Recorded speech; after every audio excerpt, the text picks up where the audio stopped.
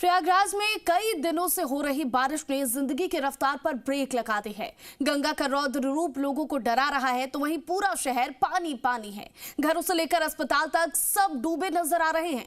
दूसरी तरफ वाराणसी सभी 84 घाट गंगा के आगोश में हैं और अब छतों पर अंतिम संस्कार किए जा रहे हैं। आप रिपोर्ट देखिए।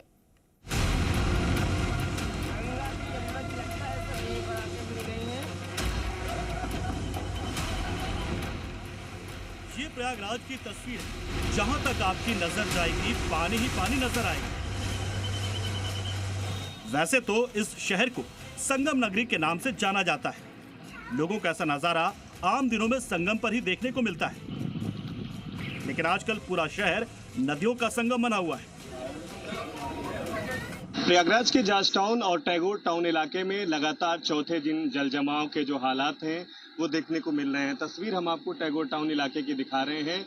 इन तस्वीरों को देख करके आप समझें कि किस तरीके से एक बड़ी जो आबादी है वो इस जल जमाव के चलते प्रभावित हो रही है। प्रयागराज में पिछले कई दिनों से हो रही भारी बारिश के बाद गंगा का जलस्तर लगातार बढ़ रहा है। घर, अस्पताल, बैंक, हर तरफ बस पानी पानी नजर आ रहा है।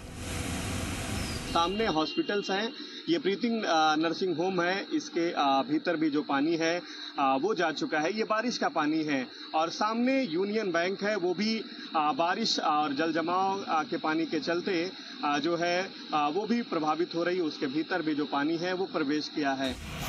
हाईकोर्ट ने 48 घंटे में शहर से पानी निकालने का आदेश दिया, जिसके बाद अस्पताल से पानी निकालने के लिए पंपिंग सेट का इंतजाम किया गया। 3 दिनों से लगभग लाइट भी कटी है यहाँ पर और ना तो जल की व्यवस्था की जा रही है, ना तो निकासी की व्यवस्था की जा रही है। यहाँ पर सारे स्टूडेंट से लेके सारे जो रहने वाले लोग हैं, यहाँ पर स्थायी निवासी हैं, वो लगातार परेशान हो रहे हैं, मरीज परेशान हो रहे हैं। प्रयागराज के निचले हिस्सों में बाढ़ का खतरा बढ़ गया है। स्कूलों की छुट्टी कर दी गई है और नावों के संचालन पर पूरी तरह से रोक लगा दी गई है। ये 6 तस्वीरें देखकर अंदाजा लगा सकते हैं कि संगम नगरी में क्या हालात हैं। प्रयागराज में गंगा का जलस्तर लगभग 80.30 मीटर और यमुना का जलस्तर लगभग 73.35 मीटर दर्ज किया गया है। संगम नगरी का हाल तो आपने देख लिया, अब वाराणसी में क्या हालात हैं ये भी देख लीजिए। वाराणसी में गंगा उफान पर है। यह गंगा के कई घाट जलमग्न हो चुके हैं। मणिकर्णिका और हरिश्चंद्र घाट डूबने से यहाँ छतों पर अंतिम संस्कार किया जा रहा है। कि एक घर है, उसी घर के ठीक बगल में ये दाह संस्कार की जो प्रक्रिया है वो की जा रही है और लगातार इससे लोगों को मुसीबत तो हो रही है, लेकिन मजबूरी ऐसी है कि गंगा का जलस्तर लगातार बढ़ता जा रहा है, जिसके चलते अब गलियों में दाह संस्कार की स्थिति उत्पन्न हो गई है।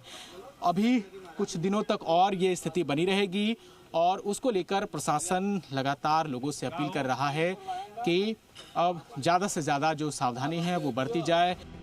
वाराणसी में गंगा का जलस्तर बढ़कर 68.28 मीटर पर पहुंच गया है, जो खतरे के निशान 71.26 मीटर से महज 3 मीटर दूर है।